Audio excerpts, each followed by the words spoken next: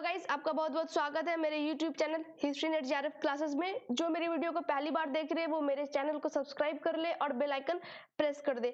आज के इस वीडियो में हम प्रैक्टिस सेट 4 देखेंगे। इसमें टोटल 20 सवाल को हम सॉल्व करेंगे ताकि आपका कॉन्सेप्ट भी बिल्ड हो और साथ साथ जब आप नेट के एग्जाम दे रहे हो तो वहां पर आप किस तरीके से क्वेश्चन को सॉल्व करोगे, ऑप्शंस को एलिमिनेट करोगे, आप उस चीज को यहाँ पर सीख जाओगे। तो आइए शुरू करते हैं। सबसे पहला सवाल है, cheered stands for options children enrichment education through radio, children health education, electronic recording, children for engineers and energy requirements, none. तो इसका सिंपल आंसर है first one, children enrichment education through radio. ठीक है, next, when an action when an action or responses produces pleasant or rewarding outcome, that behavior is likely to be repeated, and responses that bring displeasure or pain are likely to weaken and fade. It is called as what? जब कोई भी आप action या कोई भी ऐसा response हो तो अगर उससे आपको खुशी मिलती है या फिर आपको कोई रिवॉर्ड दे रहा है तो आप उस बिहेवियर को बार बार रिपीट करोगे क्योंकि उसका आउटकम आपको अच्छा लग रहा है। लेकिन अगर ठीक उसका उल्टा हो जाए कि आप कुछ ऐसे एक्ट कर रहे हो और जो रिस्पॉन्स आ रहा है वहां पे निगेटिव रिस्पॉन्स आ रहा है और आपको खुशी नहीं मिल रही है तो आप उस चीज को करना बंद कर दोगे। तो इसको हम क्या कहते हैं? Thorndike's law of effect, Thorndike's law of exercise, both 1 and 2 and none। तो इसका आंसर है फर्स्ट वन। ठीक है, next, Which of the following is not the characteristic of a slow learner? Slow learner का कैरेक्टरिस्टिक्स कौन इनमें से नहीं है? लिमिटेड वोकेबलरी, शब्दावली की कमी, शॉर्ट स्पैन ऑफ अटेंशन कि वो किसी भी चीज पर कम टाइम के लिए ध्यान देते हैं, abstract thinking, limited range of interest कि उनका इंटरेस्ट नहीं है। तो ये भी होगा, स्लो लर्नर के पास शब्दों का भंडार बहुत कम होता है, उनका अटेंशन स्पैन भी बहुत कम होता है, लिमिटेड इंटरेस्ट भी उनका बहुत लिमिटेड होता है। तो इसका आंसर है थर्ड, ये स्लो लर्नर का कैरेक्टरिस्टिक नहीं है। Next, which of the following is not a product of learning? इनमें से कौन लर्निंग का प्रोडक्ट नहीं है? ठीक है, जब टीचिंग लर्निंग प्रोसेस हो रहा है तो इन चार में से कौन किस चीज को आप नहीं सीखते हो? ऑप्शन है attitude, concepts, knowledge, maturation. Obviously इसका आंसर फोर्थ है कि जो मैच्योरिटी है वो आपके एज और आपकी एक्सपीरियंस के साथ आती है। इसको आपको इस चीज को कोई सिखाता नहीं है, वो आप खुद सीखते हो। नेक्स्ट है, which of the following method should be used by each teacher? हर एक प्रति टीचर के द्वारा इनमें से कौन से तरीके अपनाए जाने चाहिए? Analytical, synthetic, synthetic analytical, only analytical, only synthetic. तो इसका आंसर है फर्स्ट वन कि एनालिटिकल होना चाहिए और उसके बाद सिंथेटिक होना चाहिए। पहले आप एनालाइज करो चीजों को, उसके बाद फिर उसको सिंथेसाइज करो ताकि आपको एक कंप्लीट पिक्चर मिल पाए। तो इसका आंसर है फर्स्ट वन। ठीक है, next, CCE is continuous comprehensive evaluation क्या है? Teacher centred, student centred, assessment centred, performance centred. तो इसका आंसर है स्टूडेंट सेंटर्ड। ऑब्वियसली जो CCE का जो इवैल्यूएशन हुआ, जो एज अ न्यू सिस्टम ये इंट्रोड्यूस हुआ, तो इसने एक शिफ्ट लाया कहाँ से? टीचर सेंटर्ड से हटाकर वो लर्नर या फिर स्टूडेंट सेंटर्ड की तरफ शिफ्ट करा दिया। ठीक है, नेक्स्ट है, CCE emphasizes, CCE किस चीज पर जोर देता है? Continuous testing on a comprehensive scale to ensure learning, how learning can be observed, recorded and improved upon, fine tuning of tests with the teaching, redundancy of the board examination। तो ये किस चीज पर जोर देता है? तो इसका आंसर है सेकेंड वन। जब मैंने आपको इवेल्यूशन वाले वीडियो से पढ़ाया था कि वहाँ पे अलग अलग टाइप के इवेल्यूएशन होते हैं। ठीक है, एक डायग्नोस्टिक है, एक समेटिव है, एक फॉर्मेटिव है, एक प्लेसमेंट है, और उसके अलावा क्वांटिटेटिव टेक्निक का इस्तेमाल करते हो, क्वालिटेटिव का टेक्निक का इस्तेमाल करते हो। तो इसका आंसर है कि सेकेंड वन, कि CCE का जोर सिर्फ टेस्ट करने का नहीं है, कॉम्प्रिहेंसिव मतलब ऑल एस्पेक्ट को, ये इस चीज पे भी ध्यान देता है कि वो बच्चों को ऑब्जर्व करता है, उसके फॉर्मेटिव असेसमेंट लेगा, उसको रिकॉर्ड करेगा किस तरीके का परफॉर्मेंस है, और फिर उसको रेमेडी डायग्नोस्टिक इवैल्यूएशन भी लेगा ताकि बच्चे की जो कमियां है वो उसको दूर किया जा सके। तो CCE इन सारी चीजों पे जोर देता है। नेक्स्ट है, which of the following sequences correctly reflects the evaluation of educational technology support in higher education। ये दिसंबर 2019 में पूछा गया है, ठीक है। तो इसमें ये पूछ रहा है कि इसमें से जो इवैल्यूएशन हुआ है, इवोल्यूशन एजुकेशनल टेक्नोलॉजी सपोर्ट, कि पहले कौन आया, उसके बाद कौन आया, उसके बाद कौन आया, तो आपको पूरे के पूरे इवोल्यूशन की जो टीचिंग सपोर्ट सिस्टम है या मटेरियल है वो कैसे कैसे इवॉल्व हुआ है। तो ऑप्शन देखते हैं, program learning material, textbook support, online and modular material, text book supplementation, programmed learning material, modular material and online methods. Third one है modular material, programmed learning, online and text book supplementation. Fourth, online methods, modular materials, textbook supplementations and program learning material. तो सबसे पहले आपको पता है कि सबसे पहले हमारे पास क्या था, text book as a support system था। उसके बाद चीजें इवॉल्व हुई। तो ये वाला ऑप्शन में टेक्स्ट बुक सबसे पहले है, तो हम इसको देखेंगे, ठीक है। टेक्स्ट बुक के बाद फिर क्या आ रहा है इसमें, प्रोग्राम लर्निंग मटेरियल PLM, उसके बाद मॉड्यूलर मटेरियल, और लास्ट है ऑनलाइन। अभी कोरोना चल रहा है तो बहुत ज़्यादा ही एम्फेसिस है ऑनलाइन मेथड पर, इसके आगे अभी तक कोई मेथड आया नहीं है। तो जो इवोल्यूशन हुआ है सपोर्ट सिस्टम का एजुकेशन में, हायर एजुकेशन में, तो वहां पर सबसे पहले आपका ये आएगा, text book supplementation, programme learning और ऑनलाइन मेथड। तो इसका आंसर सेकंड वन। अब आप देखो फर्स्ट वन क्यों नहीं हो रहा है, क्योंकि text book support system second में आ गया, जो कि बिल्कुल ही गलत है। थर्ड वन में प्रॉब्लम क्या है कि टेक्स्ट बुक को सबसे लास्ट में कर दिया है, यानी कि ये डिसेंडिंग ऑर्डर में जा रहा है कि टेक्स्ट बुक को आपने सबसे आखिरी में कर दिया, तो ये भी गलत हो गया। नेक्स्ट है कि इनमें सबसे पहले ऑनलाइन को रख दिया और टेक्स्ट बुक को बाद में, तो ये पॉसिबल नहीं है। हमारे जो पहले के जनरेशन थे वो टेक्स्ट बुक पे बहुत ज़्यादा डिपेंडेंट थे, ऑफलाइन मेथड पे बहुत ज़्यादा डिपेंडेंट थे। ऑनलाइन मेथड बहुत ही रिसेंट फेनोमेनन है, और अभी जैसे पैंडेमिक का टाइम है तो इस पर बहुत ज़्यादा एम्फेसिस है। इससे पहले इंडिया में ऑनलाइन टीचिंग मेथड पे इतना ज़्यादा जोर नहीं था, क्योंकि अभी सिचुएशन की डिमांड है। तो आप ऐसे भी समझ सकते हो कि ऑब्वियसली ऑनलाइन मेथड सबसे लास्ट में आया है और टेक्स्ट बुक सप्लीमेंटेशन या टेक्स्ट बुक या रेफरेंस वो सबसे पहले आया होगा, तो इसका आंसर सेकंड है। Next, formative evaluation tends to accelerate the pace of learning. ये आप एजर्ट करो, ये अजर्शन है। इसका रीजन क्या है, as against summative evaluation formative evaluation is highly reliable. ये बिल्कुल ही गलत है, ये पहले ही मैं आपको बता रही हूँ, ये स्टेटमेंट ही गलत है, ठीक है। अब आप इसमें वही है, both A and R true and R is the correct explanation of A, तो ये वाला ऑप्शन तो एलिमिनेट हो गया फर्स्ट वाला, राइट, क्योंकि ये इसमें आएगा ही नहीं, ठीक है।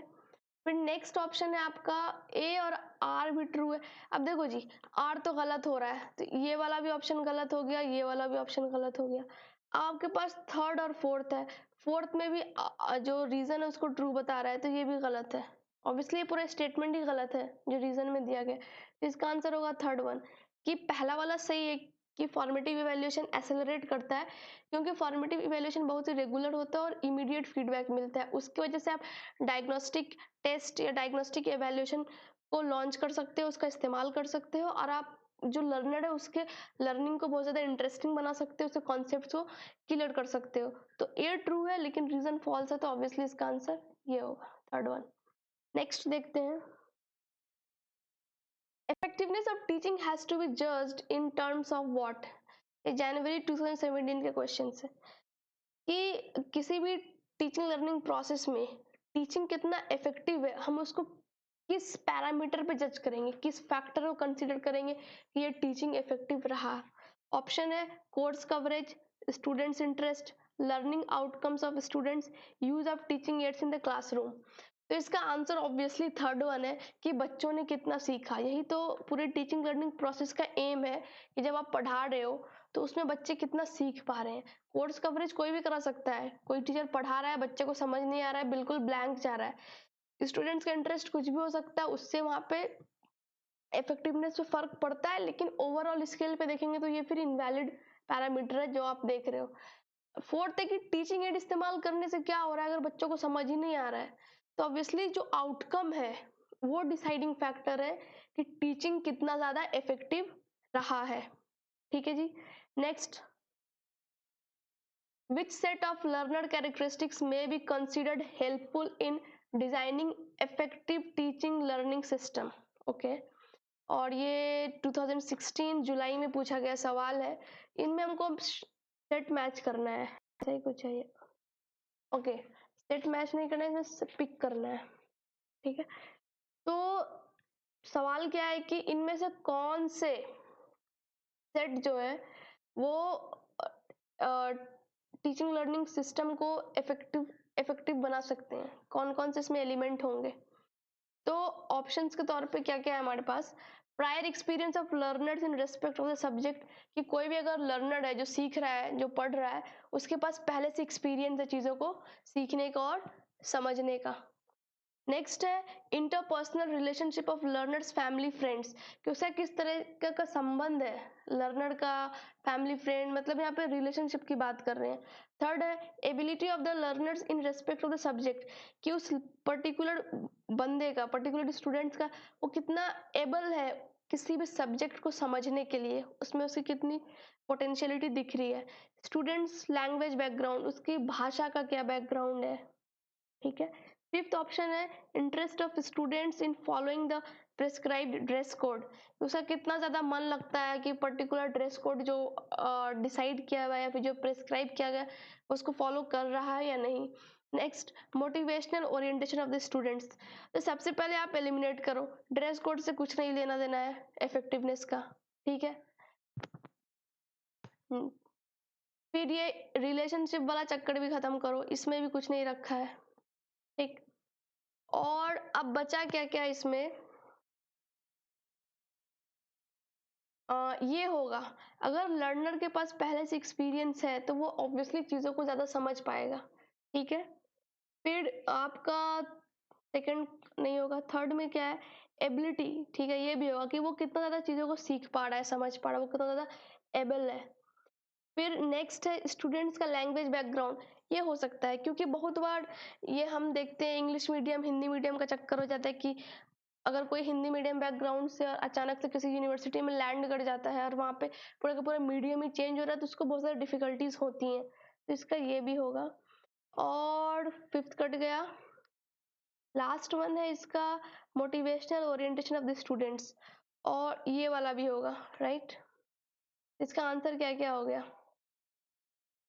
1, 3, 4 एंड 6। राइट, इसका आंसर है 1, 3, 4 and 6।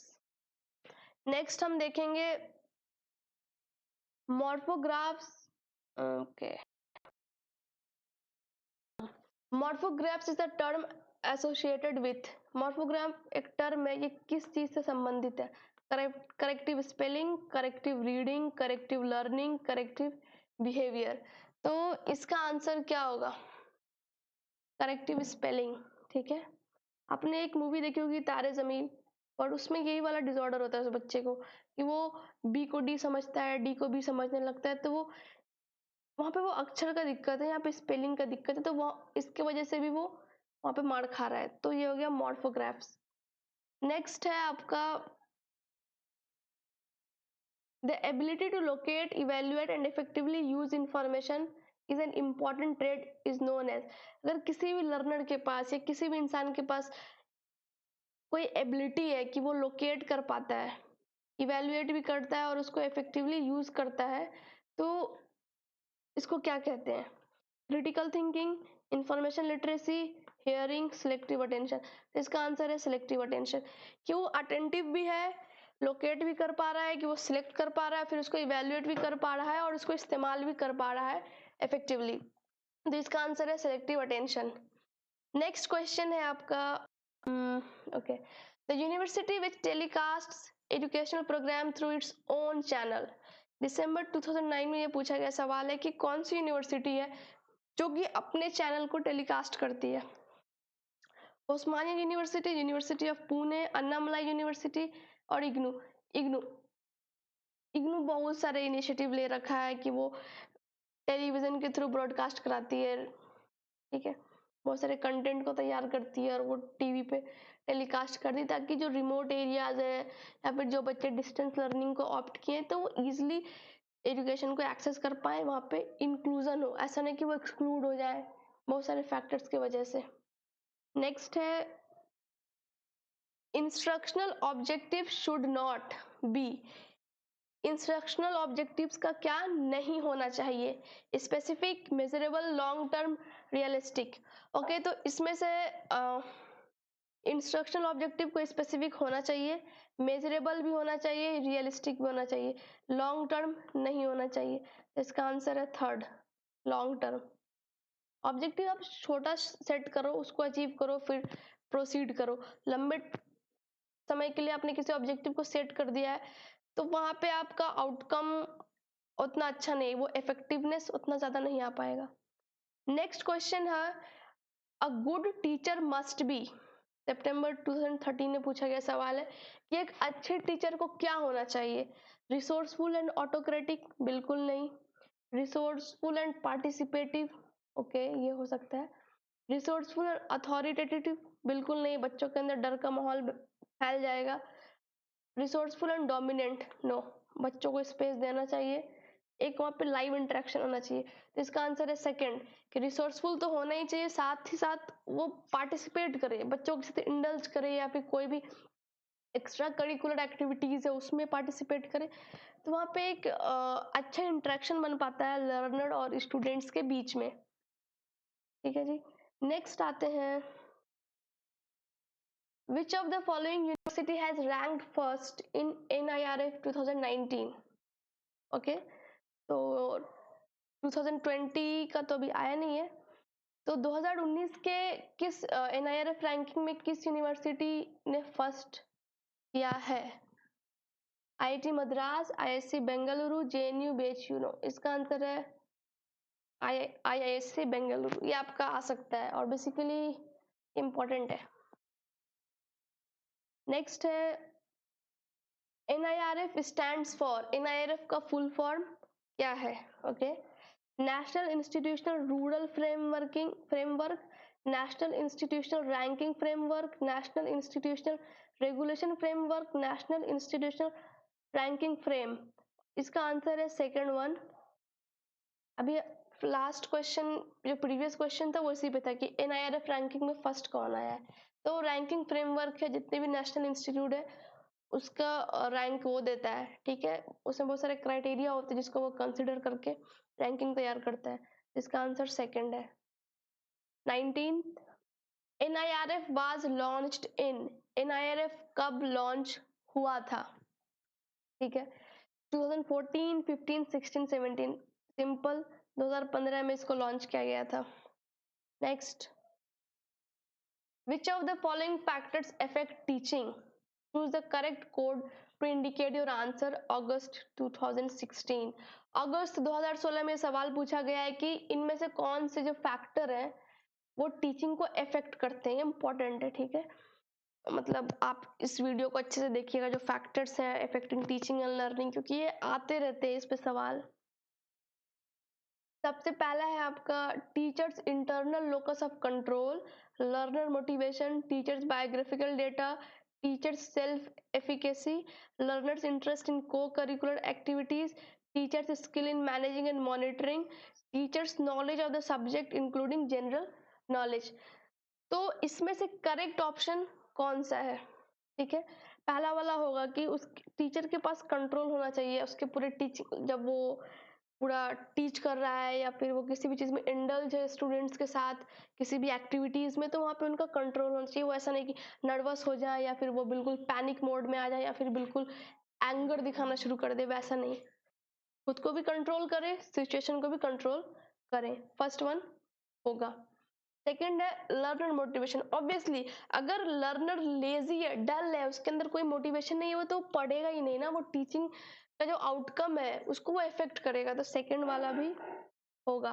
Third, teachers biographical data, उससे क्या करना है उसके बायोग्राफी से? अगर वो अच्छा पढ़ा रहा है, वेल एंड गुड, वो बच्चों को भी फायदा करा रहा है और इंस्टीट्यूशन को भी फायदा करा रहा है, तो इसका आंसर ये बिल्कुल नहीं होगा। टीचर्स सेल्फ एफिकेसी, ये बिल्कुल होगा कि टीचर अपने आप को इवेल्युएट कर पा रहा है कि वो कितने लेवल पे है, वो कहाँ पे है, वो पढ़ा पा रहा है या नहीं, वो अपनी चीज़ों को सोच रहा है। ठीक है। Fifth, learners interest in co curricular activities. देखिए जी, को करिकुलर एक्टिविटीज जो है टीचिंग लर्निंग प्रोसेस का जो कोर है उससे बाहर है, कि आप कुछ एक्स्ट्रा कर रहे हो, एक्स्ट्रा एक्टिविटीज में इंडल्ज हो रहे हो, तो इसका यहाँ पर कोई रोल नहीं है। Teacher skill in managing and monitoring, बिल्कुल, अगर टीचर क्लास को कंट्रोल नहीं कर पा रहा है, चीज़ों को मैनेज नहीं कर पा रहा है, सिलेबस को मैनेज नहीं कर पा रहा है, तो वहाँ पे बिल्कुल केओस हो जाएगा, लर्नर जो है वो डीमोटिवेट हो जाएंगे।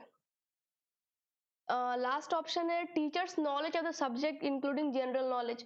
ऑब्वियसली टीचर को अपने सब्जेक्ट को कितना पता है वो तो होना चाहिए, साथ साथ जनरल नॉलेज, जनरल अवेयरनेस के आसपास चल क्या रहा है। ऐसा नहीं कि बिल्कुल ही वो सोसाइटी से कट होके वो सिर्फ किताबी कीड़ा बने पड़े हैं टीचर, ये बिल्कुल भी फिजिबल नहीं है। क्योंकि बच्चों को आप पढ़ा तो जरूर रहे हो, लेकिन आप उसको कहीं ना कहीं सोसाइटी के लिए भी तैयार कर रहे हो, आने वाले जनरेशन को ये बच्चे ही लीड करेंगे। तो 7th वाला भी होगा। तो आइए देखते हैं कौन कौन से आपके ऑप्शंस मैच हो रहे हैं। 1 हो गया, 2 हो गया, थर्ड तो 4 भी हो गया, 6, 7 ये आंसर है। अब देखो इसमें थर्ड वाला नहीं होगा, ये ऑप्शंस कट गया, ये भी कट गया, ये भी कट गया, एक आपने पिक कर लिया ना तो आपका बिल्कुल इजी हो जाता है। तो गाइज आज के इस प्रैक्टिस सेट 4 में इतने ही। आपको ये वीडियो कैसे लगे आप मुझे कमेंट करके कमेंट बॉक्स में बताइए, और मेरे चैनल को सब्सक्राइब कीजिए और मेरे वीडियो को लाइक कीजिए, मैक्सिमम टू मैक्सिमम शेयर कीजिए। इसके पीडीएफ क्वेश्चंस मैं लिंक में नीचे दे दूंगी, तो आप वहां से डाउनलोड कर सकते हो। और साथ में आप मुझे इंस्टाग्राम, फेसबुक और टेलीग्राम पर ज्वाइन कर सकते हो, फॉलो कर सकते हो, इनका लिंक डिस्क्रिप्शन बॉक्स में दिए हुए हैं। Thank you very much.